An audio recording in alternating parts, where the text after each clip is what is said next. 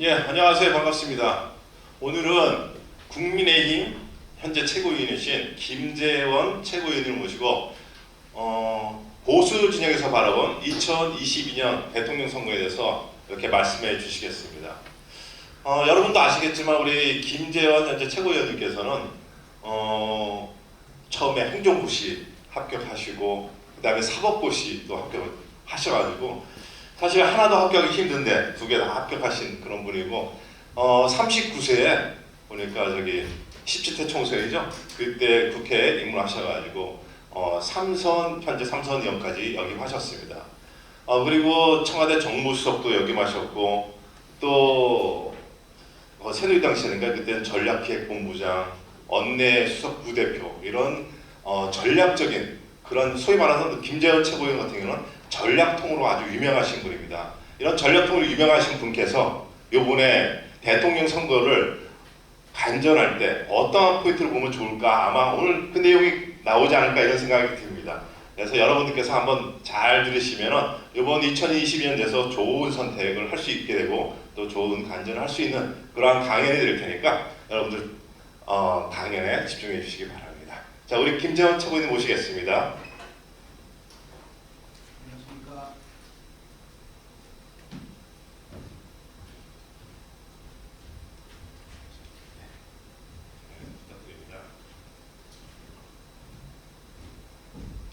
안녕하세요. 방금 소개받은 김재원입니다.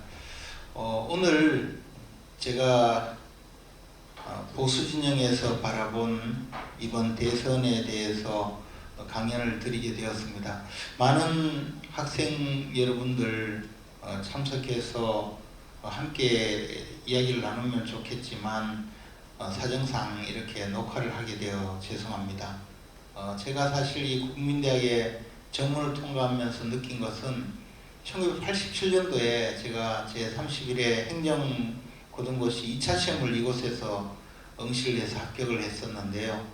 그날의 그 추억이 다시 살아나는 것 같고 이 아름다운 캠퍼스가 눈에 들어오길래 참으로 옛날 생각과 함께 좋은 추억으로 다시 이 자리에 왔습니다. 여러분들 다음에는 꼭 직접 만나서 함께 이야기도 나눌 기회가 되었으면 좋겠습니다. 오늘은 이 주제로 그 20대 대선을 치르는 이 보수 진영의 입장에서 대선을 어떻게 볼 것인가, 그리고 우리가 과연 이 대선에서 이길 것인가 아닐 것인가 그런 전략적인 의미에서 간단하게 말씀드리려고 이 자리에 나왔습니다. 또한 여러가지 혼선을 좀 피하기 위해서 간단히 제가 파워포인트로 조금 정리를 했습니다. 그래서 함께 자료를 봐가면서 설명하도록 하겠습니다.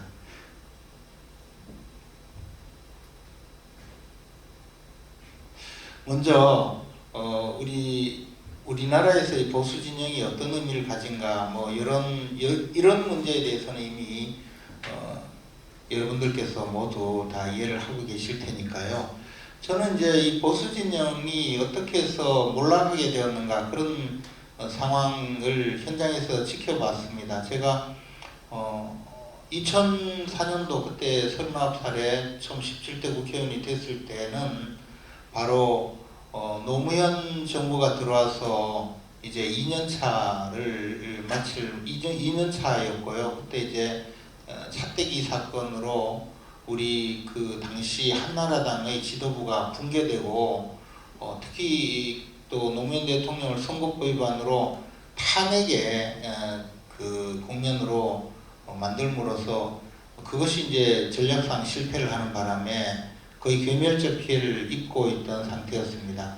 그때도 보수의 여러 가지 저력으로 다시 살아나서 121석을 거두면서 그래도 원내에서 든든한 제1야당이 됐었는데요.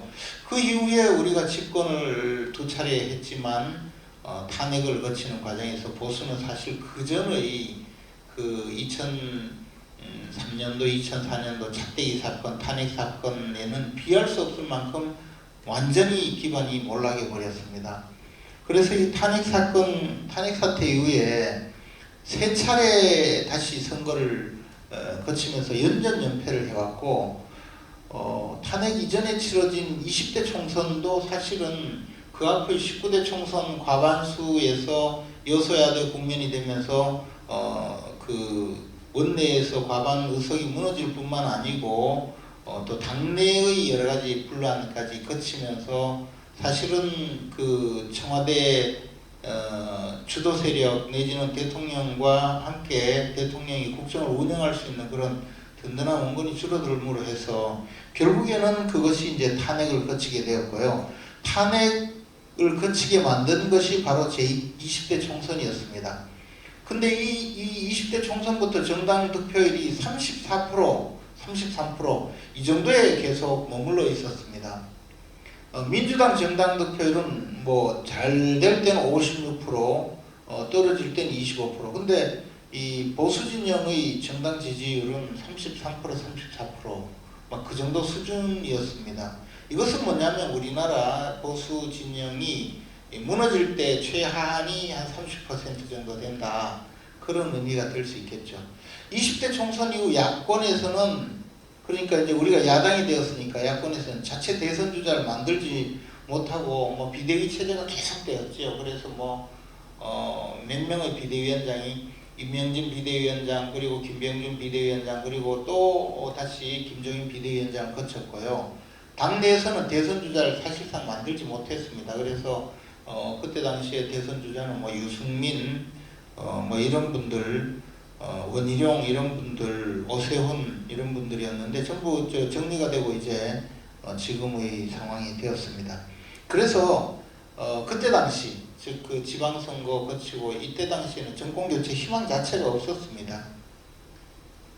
그래서 보수가 무너진 상황이었다. 그러면 이 땅의 지금 이 정치 지형에서 보수가 완전히 이제 몰락이 된 상태였나 이런 것을 잘 보면 말이에요. 2012년도 19대 총선 때 보면 정당 득표율이 42%였고 지역 구석은 50.7%, 정당 득표는 42.8%였거든요. 2012년 대선 때 박근혜 대통령이 당선될 때 51.5%, 48.0% 그래서 3.5%였습니다. 나중에 이 이야기는 다시 하겠습니다. 그리고 지방선거 때 보면 정당 득표율이 광역 비례, 기초의회 2014년도는 이렇게 48% 대 41%, 2016년 20대 총선에 오면 정당 득표율이 확 줄어듭니다. 33.5%, 의석은 40%.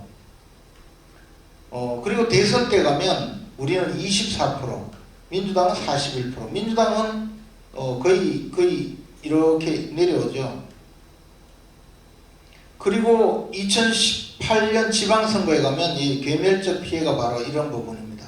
정당 득표율이 33%에다가 24%, 27%, 그러나 기초의회에 가면 개인기가 좀 있으니까 34%, 여전히 34%가 있었죠. 21대 총선도 보면 33.8%. 이 정당 득표율은 굉장히 의미가 있습니다. 민주당은 정당 득표율이 56%, 41%, 33% 이렇게 움직이는 것을 볼 수가 있습니다. 그래서 이게 이제 지방선거 이후에 우리 당에서 보여준 아주 어처구니 없는 모습이었는데요. 저는 이 자리에 가지 않았습니다. 이게 뭐냐면 정당의 투표에 선거에 졌다고 해서 이렇게 참여한답시고 국회에 로텐다고 그래서 끌어앉은 모습인데요. 당시에 이분들이 당 지도부였죠. 그리고 여기에 저희가 잘못했습니다. 이게 모습이 꼭 그 옛날에 제가 검사를 조금 했었는데요. 그 조폭들 단속 가면 쇠파이프 들고 있다가 꿇어앉아서 저희가 잘못했습니다 하고 전부 항복하는 그 장면 아닌가 싶을 정도로 이것이 아주 그 안 좋은 장면이었습니다. 왜 그러면 보수가 이렇게 몰락했었는가? 이게 뭐 집권 플랜도 없고 정체성이 혼란되었었다는 거죠. 그래서 이 보수가 선거 때 가면 늘 이번에 우리가 지면 빨갱이 세상 된다, 이번에 되면 나라 망한다 이렇게 접근했지, 아니 우리가 집권하면 어떤 세상을 만들겠다는 미래상을 보여주는 거에 굉장히 인색하고 소극적이었습니다. 그리고 정체성 부재가 바로 그것이죠. 보수 이념적 정체성이 무엇인지 정립이 되어 있지 않으니까 웰빙 정당이단 말이죠. 그냥 자리를 차지하고 인생 2모작, 3모작을 지낸 분들이 대다수를 차지해버리고 정체성을 갖추지 못한 인적 구성입니다. 선거 때가 되면 이제 외부에서 무슨 뭐 유명한 사람이라고 몇 명 끌어들이고 그걸로 선거를 치르고 티슈 버리듯이 버리고 그것이 항상 있었기 때문에 정치투쟁이나 이념투쟁은 하지 못하는 겁니다. 그래서 유권자의 요구에도 부응하지 못하고 뭐 시대의 변화도 응하지 못했다. 이런 반성이 사실 있었죠. 저는 당내에 있으면서 이런 그 생각을 많이 가졌었는데 당신은 책임이 없냐 이렇게 이야기하면 사실 할 말이 없습니다. 저도 상당히 책임이 있습니다. 우리가 이제 한국 보수주의를 생각해야 됩니다. 이념적 정체성이라 그랬는데요. 그러면 도대체 이 한국의 보수주의가 뭐냐? 뭐가 보수냐? 이런 이야기죠. 제가 한번 그 보수가 뭐냐라고 예를 들어 그 학생들 또는 많은 정치인들하고 이야기를 할 때 항상 느끼는 것이 보수로 좀 꼰대들 이야기 아닌가요? 하여튼 좀 상대하기 싫은 사람 그런 이야기가 있어요. 근데 보수는 저 사람 보수적이다 이러면 말 안 통하고 하여튼 고리타분하고 그런 사람으로 보는데요. 보수주의는 기본적으로 방어적 이념이기 때문에 그렇습니다. 사회구조의 현상 유지를 위해서 현 체제에 대한 도전이 방어적이라는 거죠. 보수주의라는 것은 대체로 과거에 경험했던 내용, 어제 그저께 조상들이 만들어 놓은 것이 지금 새삼스럽게 와서 떠드는 것보다는 그래도 우리 경험이 훨씬 더 우월하다. 경험적으로 봤을 때 그런 지금대로 해오던 것이 앞으로도 그대로 가는 것이 새로운 근본적인 변화를 통해서 흔드는 것보다는 낫다라는 근본적인 바탕이 있는 거죠. 이것은 인간의 오래된 역사에 의해서 체화된 경험을 바탕으로 하는 것이거든요. 그리고 그 보수주의라는 것은 이제 앞으로 말씀드리겠지만 여러 가지 이제 정치 이념으로 나타나죠. 근데 우리나라는 6.25 전쟁을 거치고 월남전을 겪은 한국인에게 보수주의는 이 북한 공산 집단이 있으니까 늘 체제 전복을 요구하고 체제 전복을 위해서 여러 가지 그 행위를 하기 때문에 그에 대해서 반대하고 이 대한민국 체제는 국권이 지킨다라는 그런 의미 보수가 우리나라에는 지금까지 정치적인 그 이념의 대세가 되어 온 것이죠. 그래서 반공, 중국도 북한하고 비슷한 그 국가 체제였죠, 과거에. 그리고 대북한 상호주의라는 거는 당신들이 미사일 발사하면 우리도 발사. 예를 들어 판문점 도끼 만행의 사건이 있으니까 우리도 들어가서 그러면 너희들 그만큼 죽이겠다. 이런 내용 있지 않습니까? 그래서 북한이 도발하면 예를 들어 총을 10발 쏘면 우리는 50발 쏜다. 그런 내용인데 이게 이제 상호주의가 잘 지켜지지 않고 있죠, 요즘은요. 그래서 한미 동맹을 굳건히 해서 그 북한의 남침에 대비하고 우리는 미국과 함께 대한민국 체제를 지킨다. 이런 의미예요. 이것이 이제 보수주의가 그동안의 오랜 기간 나오는 보수주의가 바로 안보 보수였죠. 안보를 굳건히 하고 한미 동맹을 바로잡고 그러다 보니 국가보안법 체제도 필요하고 그래서 이제 경제 현장은 경제를 지키는 여러 가지 그 체제는 결국 국가 체제를 유지하기 위한 것이니까 성장주의 경제 정책에 대해서 굳건하게 지향하는 방식이었는데 이게 이제 안보 보수가 조금씩 무너집니다. 왜 무너지냐면 이제 동구권도 무너지고 우리나라도 남북 간에 그 어떤 긴장이 완화되고 더 나아가서 보수 정권도 업적을 높이기 위해서 오히려 북방 정책을 추진한 노태우 대통령이나 또는 김영삼 정권 같이 아예 남북 정상회담을 추진하고 이러는 과정에서 안보 보수의 상당 부분이 서서히 그 경계가 허물어지기 시작하거든요. 그런데 그동안의 산업화가 아주 고도 성장을 통해서 산업화가 이루어지고 우리 사회에도 이제 경제 문제가 본격적인 이슈가 되는 것이죠. 그래서 경제 보수로 이 전환이 되게 됩니다. 산업화와 민주화가 성공한 대한민국에서 이 진보 진영은 그 오래전에 권영길 대통령 후보가 내세운 그 보수에 저항하는 가장 보수에 대항하는 진보 이념의 가장 큰 캐치프레이즈가 부자에게 세금을 서민에게 복지를 이거였죠. 세금을 부자에게 때려서 서민에게 복지를 해주겠다. 이것은 정말 어마어마하게 그때 당시에 센세이셔널한 그런 캐치프레이즈였고 이것이 저희 이 땅의 좌파 이념의 상징이었습니다. 이것은 이익은 사회와 이익은 내가 갖고 책임은 사회와 책임은 너들이 져라 이거죠. 나는 복지를 누리고 세금은 부자들이 내라. 나는 세금 안 내겠다. 그래서 뭐 그때부터 지금까지 무상 논쟁이라든가 기본소득 논쟁이라든가 모든 것은 사실은 이익의 사회와 책임의 사회와 그런 현상이다. 또는 부자에게 세금을 서민에게 복지를 뭐 이런 개념이죠. 이것이 옳고 그르고의 문제가 아니라 이런 그 정치적인 이슈에 대항하는 의미에서 아까 말씀드렸듯이 보수주의는 방어적 이념이니까요. 작은 정부 큰 시장 이것이 이제 박근혜 당대표 시절의 그 캐치프레이즈였고요. 이것을 근본으로 하는 것을 우리가 흔히 신자유주의다 이렇게 또 주장을 하기도 하고 이 정부 간섭을 최소화하고 민간 경제 우선 정책 그리고 복지는 선별적 복지다 이런 내용으로 이제 계속적으로 이 보수 진영의 내용이 이어져 왔습니다. 자, 우리가 이 우리나라의 보수 진영을 조금 더 이해를 하자면 뭐 불편한 진실일 수도 있는데요. 정당으로 따지면 우리 보수 진영의 그 어떤 효시적인 그 정당이 바로 민주공화당입니다. 그 앞에 자유당은 4.19 혁명으로 없어졌고 이어지지 못했습니다. 그 민주공화당이 이제 원하든 원하지 않든 맞든 틀리든 뭐 인정하든 인정하지 않든 민주공화당에서 민주정의당으로 연결이 되고 그것이 민주자유당, 신한국당 그래서 한나라당, 새누리당, 자유한국당, 국민의힘으로 왔거든요. 지금 국민의힘의 구성원들이 우리 당의 전신인 민주공화당이다. 5.16 박정희에 의한 민주공화당이다. 이런 펄쩍 뛸 일이죠. 그러나 뭐 현실이 맞는데 어떡합니까? 그리고 더군다나 전두환의 민주정의당이다 그러면 아마 표 떨린다고 저를 쫓아내려고 할지 몰라요. 그러나 현실적으로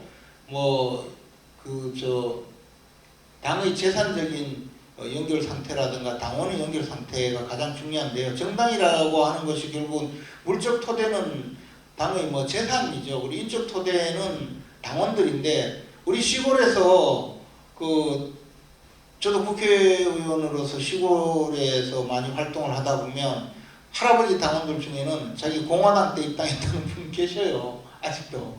그 당원 명부가 그대로 이어져서 오늘날 왔거든요. 민정당 당원은 많고 당직자 중에서도 민정계, 민자계 있습니다. 그래서 우리가 이런 그 과정을 거쳤는데 이런 과정을 거쳐서 보수가 점점 입지가 줄어든 것은 주로 이제 이때 당시에 안보 보수들이죠. 안보 보수들이고 민자당 그리고 이제 신한국당이 바로 김영삼 대통령의 신한국당인데요. 당시 경제개혁을 한다고 하고 금융실명제도 채택하고 하면서 IMF를 맡기는 했지만 점점 이제 그 안보보수에서 벗어난 그런 단계였고 이회창의 한나라당, 박근혜의 한나라당을 거쳐서 박근혜의 새누리당 그리고 이제 탄핵 이후에 자유한국당과 미래통합당을 잠시 거쳐서 국민의힘으로 왔는데요. 우리 국민의힘 지금 이 나라의 보수 진영은 결국은 이제 안보 보수의 비중이 축소되고 경제 보수의 비중이 늘어가는 그런 과정에 있다고 보여집니다. 보수 진영의 기반이 상실되는 과정이 몇 가지가 있는데요. 민주당은 사법, 언론, 노조, 시민단체 등을 완전히 장악해서 주류 교체, 아예 주류를 교체하겠다. 그래서 좌파 진영의 생태계를 만드는 거죠. 보수는 고립되어서 언론과 우파 시민사회의 연계성도 상실하고 시민사회 전문가 집단과 전부 편린처럼 흩어져서 연계가 되어 있지 않기 때문에 사실은 힘을 발휘할 수도 없었고 자신들의 정치적인 이념을 전파할 그런 길도 없었다는 거죠. 보수 진영 승리 근간이었던 중앙당 조직, 지역구의 조직, 국민운동 단체 등이 붕괴되었고 보수인 야당은 분열을 거듭하면서 중앙당 기관 조직이 파괴되고 공조직도 완전히 파괴되어 버린 것이죠. 그것이 이제 지난 20대 총선, 21대 총선에서 보수 진영이 참패하고 말았던 거죠. 그 전에 대선, 지방선거, 그리고 작년에 21대 총선까지 거치면서 보수 진영이 완전히 망가진 겁니다. 그런데 이게 이제 이런 게 있어요.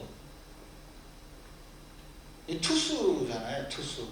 투수가 야구에서 공을 던질 때 투수가 공을 잘 던지면 이게 구회전까지 가고 뭐 계속 잘 던지면 연장전까지 던지죠.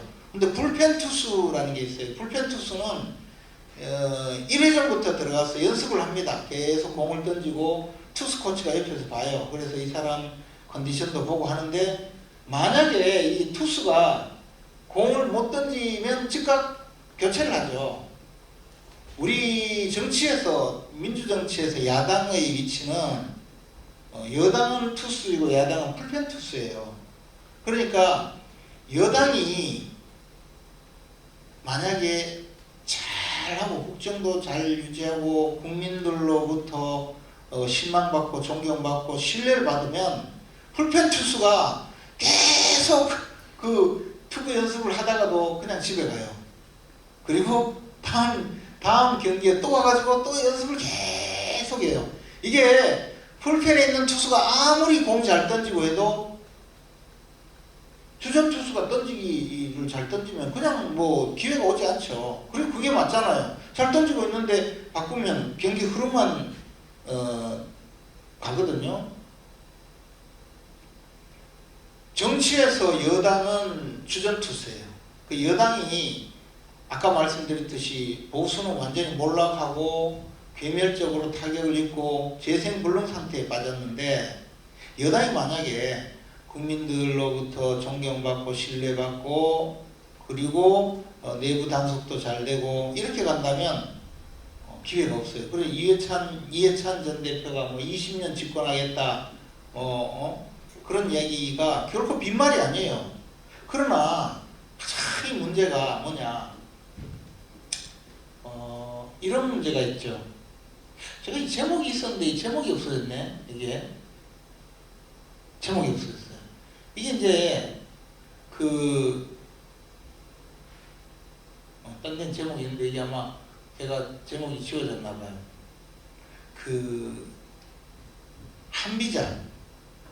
한비자에 나오는 말이죠. 크게 보면 왜 배는 그러니까 민심은 바닷물과 같고 권력은 배와 같다. 그래서 민심은 배를 띄우기도 하지만 순식간에 뒤집어 엎는다. 그런 말이 있는데요. 이게 중국에서 굉장히 오랫동안 이야기가 된 경구이고 고전에 다 나오는 말인데 역사적으로 유명해진 것은 당나라 시대 때 위징 간언을 잘 안 한다는 벼슬 이름이 간관이었어요. 그러니까 황제가 잘못하면 그것을 이렇게 지적하는 오로지 신음소리 하는 관직을 만들어 놓고 당태종이 늘 그 이야기를 들은 거죠. 그래서 역사적으로 가장 훌륭한 신하라고 하면 위징을 꼽고 제가 봤을 때 중국의 가장 철인 정치를 했던 사람이 당태종이라고 볼 수 있겠는데요.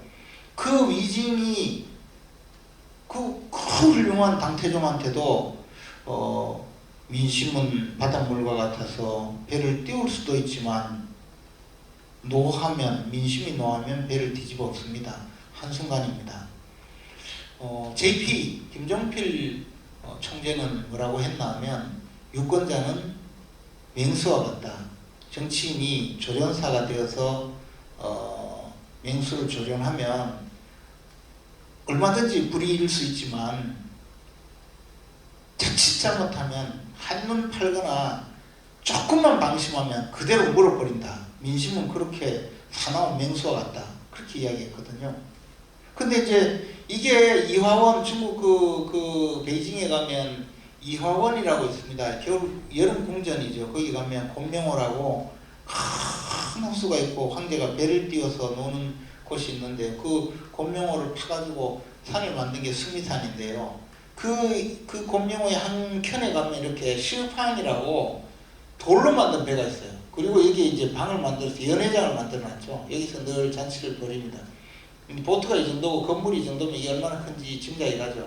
이 청나라 건륭제 때에도 청나라 건륭제가 이제 중국에서 최대 그 영토를 넓힌 황제 중에 황제이고 아주 훌륭한 황제였는데 뭐 그래도 또 여러 가지 문제가 있었겠죠. 그래서 또 이제 신하들이 민심은 바닷물과 같아서 배를 띄울 수도 있고 뒤집어 엎을 수도 있습니다 하니까 뭔 헛소리 하고 있어 이런 또 황제의 오만이 생기겠죠. 그래서 황제가 이 곤명호에다가 자신이 배 타고 노는 그 호숫가에다가 시우팡 그 돌로 배를 만들게 합니다. 이렇게 만들게 하고 여기에다가 연회장을 짓죠. 그래서 올라가서 그 맨날 민심이 배를 뒤집어 엎을 수 있다 뭐 그렇게 주장하던 신하들 부릅니다. 불러서 한마디 하죠.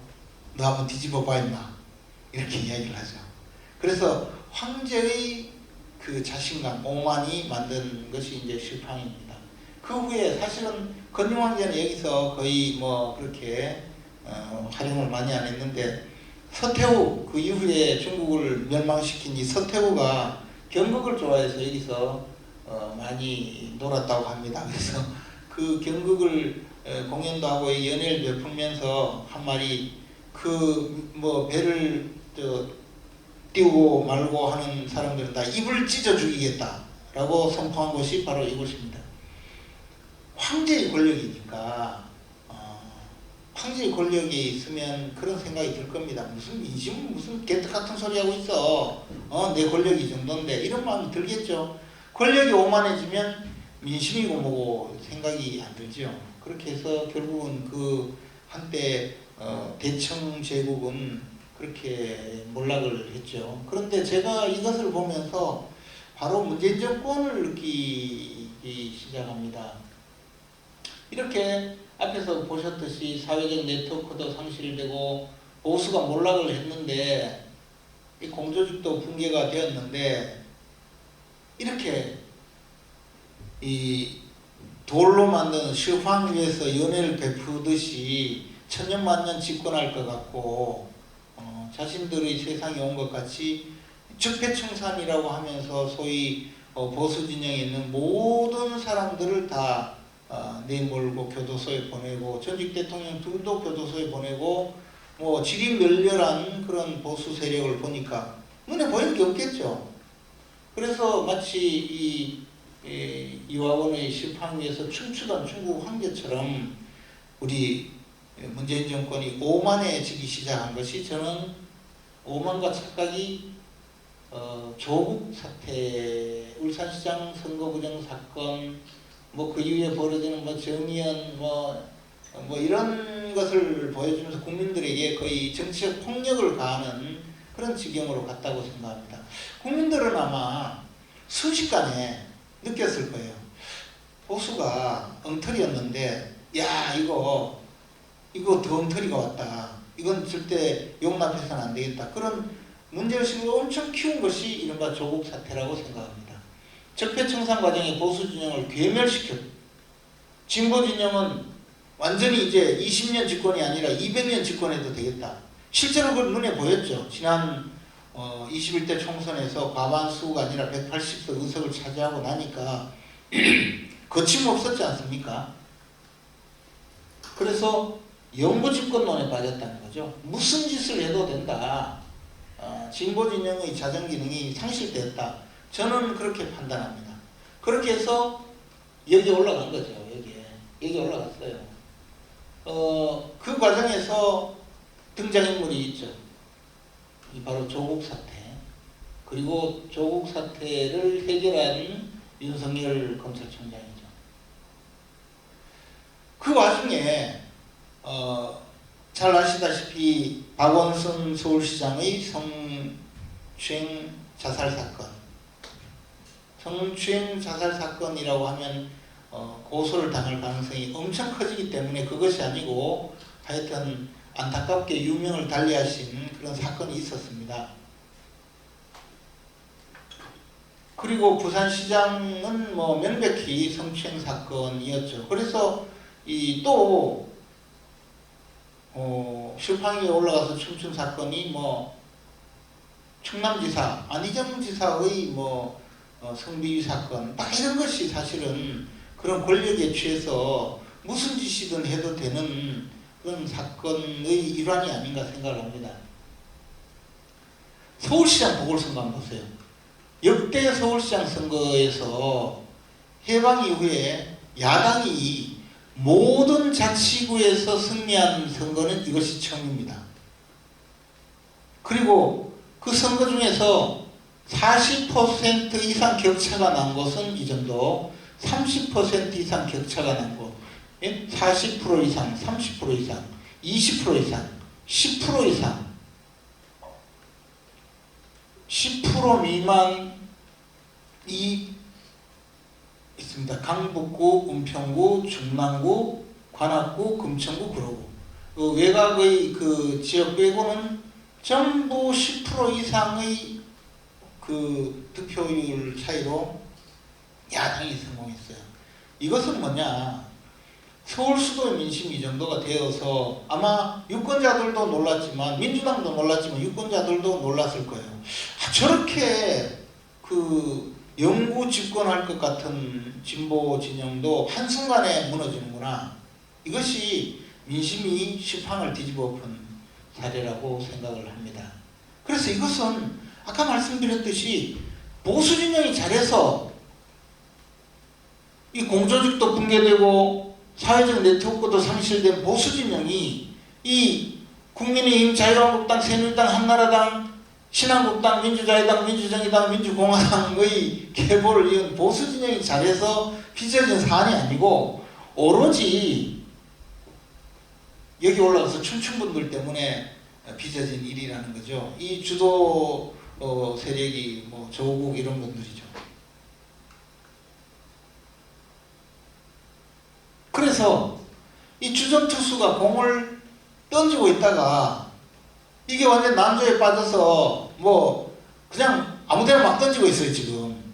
그래서 이제 그 관중들은 풀펜에서 몸 풀고 있는 이 풀펜 투수한테 눈이 가기 시작한 거죠. 그래서 지금 우리 당에서 등장한 윤석열 후보는 사실은 바로 풀펜 투수에서 등장한 것입니다. 우리가 이제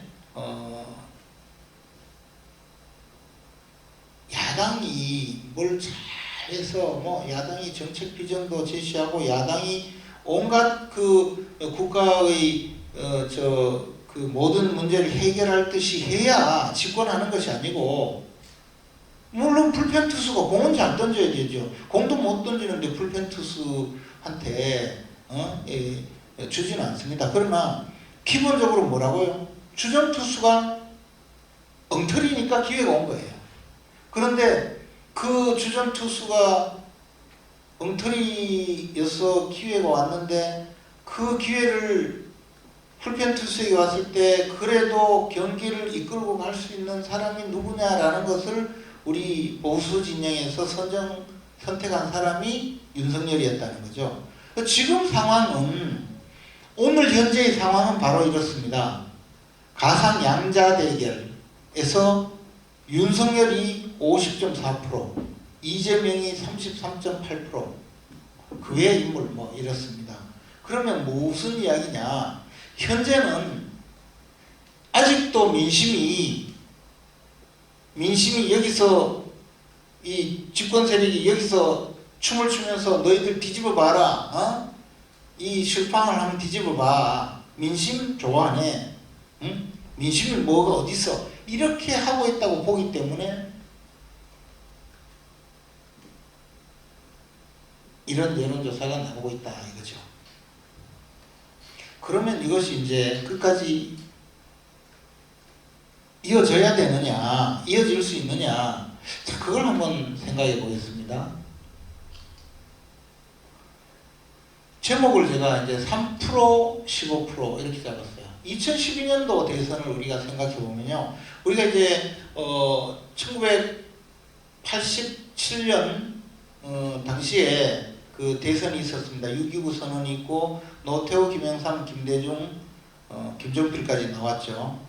그 이후에 그 노태우를 선출한 대선 이후에 노태우, 김영삼, 김대중, 노무현, 이명박, 박근혜, 문재인 이 7분의 대통령을 선출하는 이 과정에서 1대1 대결, 좌우 1대1 대결 구도로, 보수 진보 1대1 대결 구도로 붙은 것은 딱 한 번 2012년 대선입니다.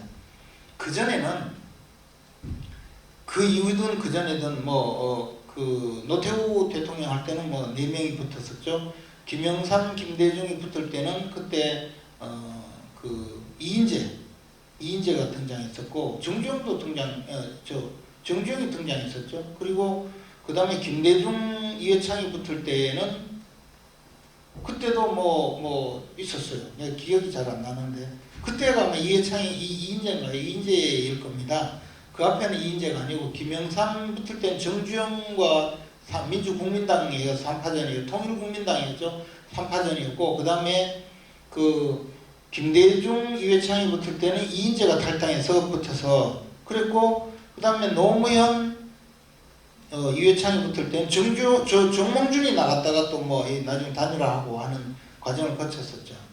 그리고 그 이후에 박근혜, 이명박, 박근혜, 문재인까지 오면서 실제로 1대1로 대회전이 벌어진 건 2012년 이때입니다.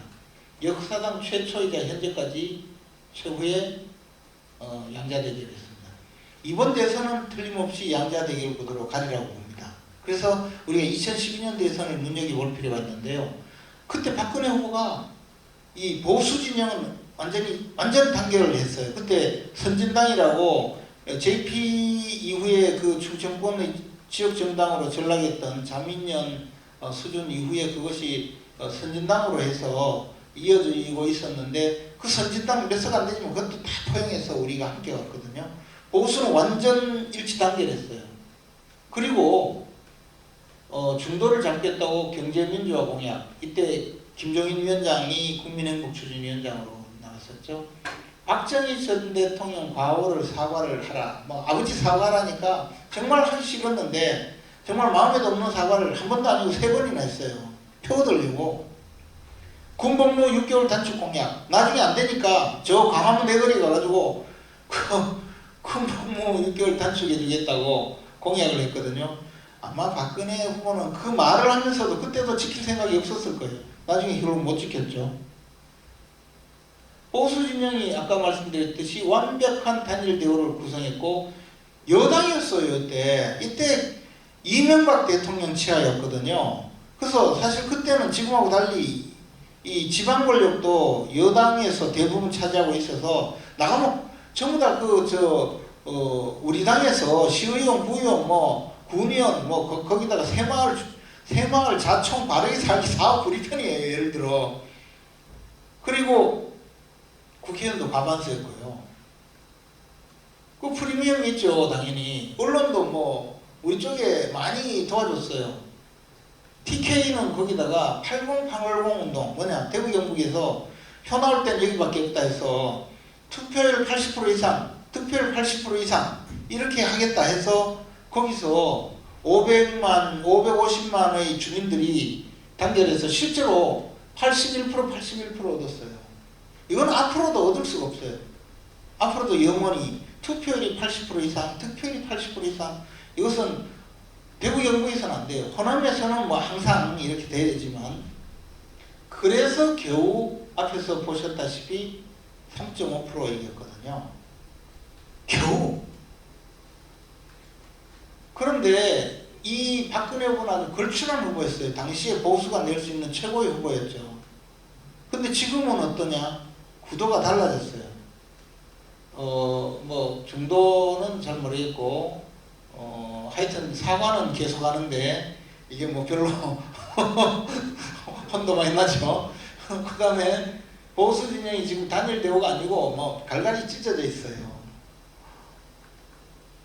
여당이 아니고 야당이어서 프리미엄은커녕 프리미엄을 당하고 있죠. TK도 이재명 후보가 나오는 바람에 8080은커녕 6060이 될 수 있을까 하는 생각이 들 정도이죠. 근데 쉽게 이길 수 있을까요? 다만 이제 반사이익이라 그랬잖아요. 우리가 풀펜에서 던지는 그 투수니까 민심의 쓰나미가 물어닥치다. 이것이 계속 유지되면, 오만과 착각이 계속 유지된다면 15%는 더 앞설 것이다. 그래서 이게 어디로 갈지 모르겠다는 거죠. 그래서 우리가 그냥 여기에서 지금 안주하면 안 된다는 거예요. 이거는 지금 현재 여기 올라가서 춤추고 있으니까 아직도 자기들의 세상이잖아요. 지금 이분이. 그런데 민주당도 바보가 아닌데 내부적으로 또 여러 가지 대비를 하겠죠. 근데 우리가 먼저 생각을 해봐야 되는 것이, 이런 책이 있어요. 한국은 하나의 철학이다. 뭐 읽어보신 분들도 있을 거고, 뭐 그렇게 유명한 작가나 학자가 쓴 책은 아니고 일본인 오구라 기조가 쓴 책인데, 이분은 10여 년 이상 한국에서 강의도 하고 하다가 있던 분인데 약간 비판적으로 한국 사회를 쓴 것인데요. 한번 읽어봤으면 좋겠어요. 뭐냐면 우리의 어떤 부끄러운 자화상이라고 할 수 있는데, 한국은 도덕 지향성 국가라는 거예요. 오구라 기조는 한국은 뭐 철학적인 나라다. 그래서 뭐 이기론에 아직도 기반이 두고 있지 않느냐 이런 건데요. 도덕 쟁탈전을 벌이는 거대한 극장이다. 그래서 도덕을 쟁취하면 권력과 부를 독점하고 무력보다 도덕적이다. 이걸로 투쟁을 하고, 도덕이 권력과 부의 삼일체 모든 것을 다 이루어주고, 도덕 쟁탈전에 패하면 모든 것을 잃는다는 거죠. 그러니까 이제 여기 이런 걸 써요.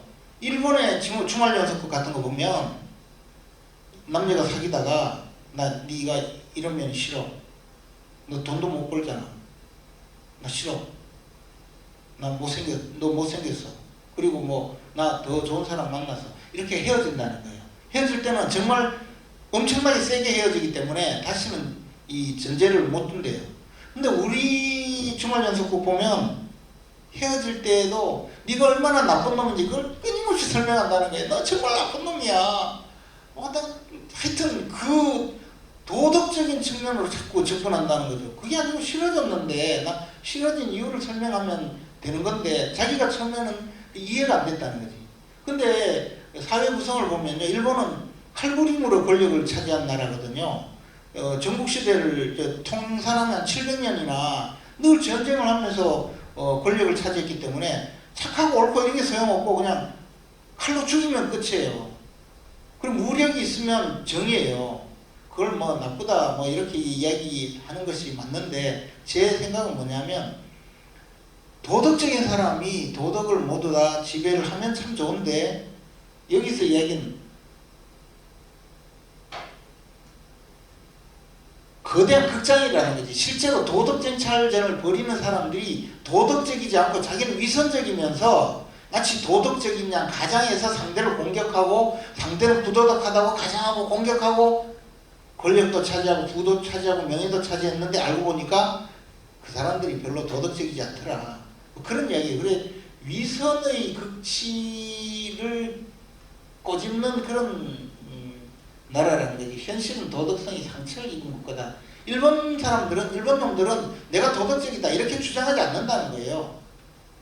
그래서 저는 이게 정치 현장에서는 이게 실제로 있어요. 그래서 부와 권력을 누리고 굶주린 늑대처럼 도덕성을 상처내기 위해서 필사적으로 공격하는 무리들이 있거든요. 선거 때가 되면 우리는 늘 막 상대의 약점을 공격하고 도덕성만 공격하잖아요. 그리고 건드리면 안 되는 그것을 막 건드렸다고 해가지고 공격하고, 이제 그것이 옳든 그러든 우리 사회가 거기에 빠져있기 때문에 이 도덕쟁탈전으로 계속 몰고 가는 이 선거판이 될 가능성이 아직도 있다. 그래서 뭐 표절이다, 뭐 무슨 뭐 주가 조작이다, 뭐 굉장히 공격을 하고 이러는데, 과거 민주당의 좌파 진영의 후보들은 대체로 도덕적으로 완전 무결한 양 가장하는 사람들이 나왔어요. 내부에서 도덕쟁탈전이 주로 민주당 이 좌파 진영에서 벌어지기 때문에 그분들 사이에서 도덕적으로 결함이 있다라고 판단을 받거나 평가를 받는 사람들은 절대로 후보가 될 수가 없었어요. 그래서 뭐 김대중 대통령 같은 분은 도덕적으로 모든 것이 거의 성인반면열에 오른 분이잖아요. 이제 그렇게 만들죠. 민주화 투쟁을 하다가 희생된 분 이렇게 해서 노무현 대통령도 그렇게 만들고 문재인 대통령도 만들었는데, 지금 등장한 이재명 후보는요 아주 특이한 거예요. 이건 뭐 하여튼 우리가 뭐 적과 사고 뭐 어쩌고 오만 공격을 다 하는데, 저는 이 민주당 진보 진영 좌파 진영에서 이런 도덕쟁탈전에서 무력화된 이런 선거를 치르고 있다는 데 대해서는 굉장히 특이한 상황이라고 보거든요. 그래서 저는 앞에서 말씀드린 이 3.5%의 대선, 누가 3.5%로 이기느냐, 그러니까 우리가 이긴다는 것이 아니고 막상막하에 그런 대선이 아니라 이 도덕쟁탈전이 벌어지고 있는 이 대선 국면에서 전혀 도덕쟁탈전, 이게 이제 뭐 민주당의 장기잖아요. 예를 들어 윤미향 의원 같은 분, 내부적으로는 골무 터진 분이 완전히 뭐 위안부 할머니 데리고 다니면서 완전히 뭐 그 자기가 최고의 도덕적인 사람으로 해왔잖아요. 조국 얼마나 훌륭한 분이었어요. 이제 이런 것이 들통이 난 민주당에서 어떻게 저런 후보가 될 수 있느냐, 이거는 굉장히 좀 미주수라는 거죠. 그래서 저는 오히려 여기에서 새로운 또 전기가 마련될 거다라는 생각은 해요. 그래서 우리가 앞에서 말씀드린 이제 보수가, 앞에서 제가 좀 장황하게 안보 보수에서 경제 보수로 넘어오고 있다고 말씀드린 것이 우리 대선에서 가야 할 길이라는 거죠. 우리는 도덕쟁탈전을 벌여서 한몫 잡은 그런 정치 세력이 아니에요. 왜냐하면 지금 국민들이 생각하고 있는 것이 코로나19 사태에 벌어진 이 중전시 상황, 국민 전체가 지금 코로나 블루라고 불리는 거의 말하자면 집단 우울증에 빠져 있는 상태거든요. 이런 상황에서 우리가 도덕쟁탈전만 벌여서 고개 돌리게 하는 그런 선거가 우리에겐 별로 강점이지 않기 때문에 경제보수로서의 이념성을 좀 더 굳건히 되찾자는 것입니다. 보수는 유권자의 환심을 사기 위해서 중도라는 이름으로 선거 때마다 좌클릭을 많이 해왔는데, 그렇게 해서 우리가 꼭 국민들에게 희망을 주지 못했거든요. 만약에 그랬다면 지금도 그런 그동안에 해오던 전략이나 정책을 계속 쓰겠죠. 그러나 별로 효과가 없었고, 경제 보수로 무게중심을 이동하는 것이 마땅하다. 다수 국민들은 여전히 개인의 생명과 재산의 안전, 자유를 기원하는 이 보수 성향이다. 쉽게 말해서 재산권을 지켜주고, 그 다음에 경제 활동의 자유를 보장해주고, 그래서 내가 이 사회에 내가 열심히 노력하면 나는 경제적으로 독립할 수 있고 자유를 누릴 수 있고, 그런 어떤 나의 경제적인 자유를 통해서 내 생애의 안전을 유지할 수 있고 내 자식과 나의 가족의 행복도 유지할 수 있다. 그런 안심할 수 있는 사회를 만들어주는 그런 사회를 만들겠다는 기본적인 전제 아래 모든 어떤 정책적인 바탕이 되어야 되지 않느냐. 그래서 보수의 재건이 공화국의 공동체 안에서, 이 공화국 공동체라는 것이 조금 이따가 말씀드리겠습니다. 개인의 자유를 극대화하는 기본적 가치를 이 본궤도에 올려놓겠다. 그것으로 가야 되지 않느냐. 그럼 공화국의 공동체라는 것이 무엇이냐. 우리가 공화국이라고 할 때는 국민주권주의가 그 국민주권주의 토대 아래 만들어진 그 나라의 형태가 공화국이라고 할 수가 있습니다. 그러면 국민주권주의는 뭐냐? 모든 국민이 주권을 발휘해서 원하는 그 지도자를 공화국의 지도자로 선출하고 그 주권자로서 통치권을 부여해주는 그런 방식의 국가 체제죠. 그런데 공화국이 공동체를 이루어야 하는 것은 국민주권주의가 발현된 그런 나라의 공화국에서 통치권을 행사하더라도 국민들이 주권자임을 스스로 자각할 수 있어야 된다는 거죠. 예컨대 코로나19 사태로 국가에서 지금 방역 체계를 확립하기 위해서 많은 국민들에게 방역을 위해서 여러 가지 제한 조치를 하지 않습니까? 근데 뭐 개인적으로 제가 마스크 써라, 네 사람까지만 모여라, 뭐 어디 밤 10시 되면 식당 문 닫아라. 저는 지켜도 하등 상관이 없어요. 요즘은 밤 10시 되면 그 식당이 문을 닫으니까 일찍 집에 가서 옛날처럼 술 마시고 다니고 이런 거 없으니까 훨씬 마음도 편하고 몸도 편하고 좋아요. 그러나 자영업자들, 온 국민의 방역을 위해서 스스로 희생한 사람들에게는 당신들 그냥 재수 없으니까 그냥 참으세요. 망해도 할 수 없어요. 이러면 그 사람들이 공화국의 시민이 됩니까? 예를 들어 공화국이 외침을 당했어요. 그러면 우리 공화국의 국민들은 그 외침을 대항해서 전부 총 들고 나가 싸웁시다. 우리 나라는 우리가 지켜야 됩니다 하는데 네 혼자 해라. 나라가 나한테 해준 게 뭐냐 이렇게 나올 거 아니에요. 그러니까 공화국이 공동체가 되려면 그 사회를 구성하고 있는 많은 국민들이 스스로 참여할 수 있고 희생하더라도 보답이 있고 보상이 있어야 된다는 거죠. 그래야만 공화국을 지킬 수가 있는 것입니다. 그래서 우리가 말하는 보수주의, 경제보수라고 하더라도 공화국의 공동체 안에서 있어야 된다는 거죠. 그래서 일상적인 빈부격차, 일자리와 복지는 정치적인 해결 방안을 제시를 해야 된다는 겁니다. 단순히 경제 현장에만 두면 과연 일상화된 빈부격차 해결이 되겠느냐? 일자리와 복지가 해결되느냐? 작은 정부 감세정책, 가족주의 공동체 규범 등 이 기본적인 우리가 말하는 경제보수의 그 방향이 있더라도 이 문제를 그냥 맡겨놓을 수 없고 정책 해결을 하자. 그런데 이제 방향은 다 정해져 있죠. 근데 문제는 방향이라기보다 방향성은 정해져 있기 때문에 속도와 깊이라는 겁니다. 이게 뭐 좌파 정권과 무한 경쟁을 한다는 거죠. 예컨대 저쪽에서 한 달에 20만 원 줄게 하니까 우리 30만 원 주겠다. 그러면 우리는 40만 원 준다. 나는 50만 원 준다. 보수는 이렇게 갈 수가 없어요. 기본적인 이념이.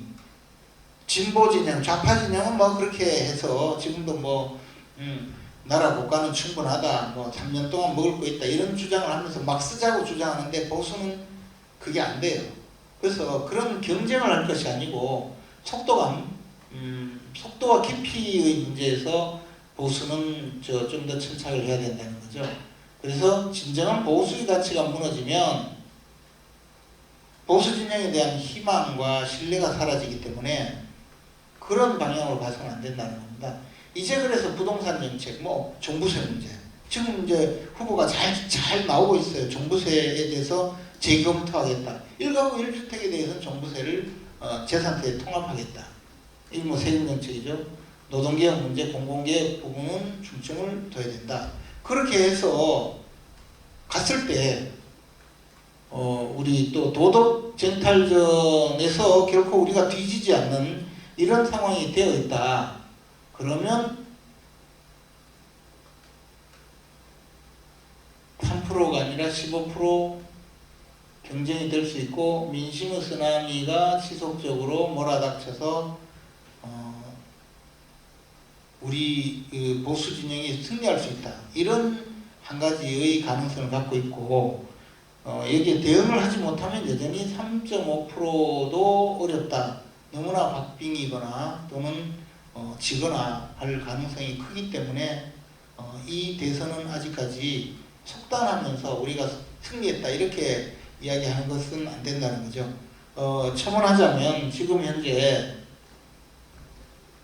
선대위 발족을 두고 여러 가지 논란이 있습니다. 당내. 이것이 이제 우리 유권자들이 보면 또 저 친구들 여론조사 좀 잘 나온다고 벌써 다 된 듯이 얘기한다. 이런 그 이야기를 슬슬 듣고 있어요. 아니 무슨 당 지도부가 서로 간에 싸우고 말이야. 일치 단결해도 표 줄까 말까 한데 벌써 다 된 듯이 얘기한다. 이렇게 되면 뭐다? 아까 그 북경 이화원에 있는 실황 위에서 춤추던 민심을 몰각하고 민심을 조롱하면서 한번 뒤집어 봐라 하는 그런 과거 청나라 황제와 별로 다를 바가 없다. 그런 생각입니다. 그래서 이번 대선 우리 우파 진영에서 보는 대선은 과연 민심의 쓰나미를 어떻게 불러올 것인가, 또는 좌파 우파의 대결 구도에서 우리가 3.5%라도 이길 수 있는 방향이 무엇인지 함께 고민하고 있다 라는 말씀으로 오늘 강연을 일단 마치겠습니다. 고맙습니다.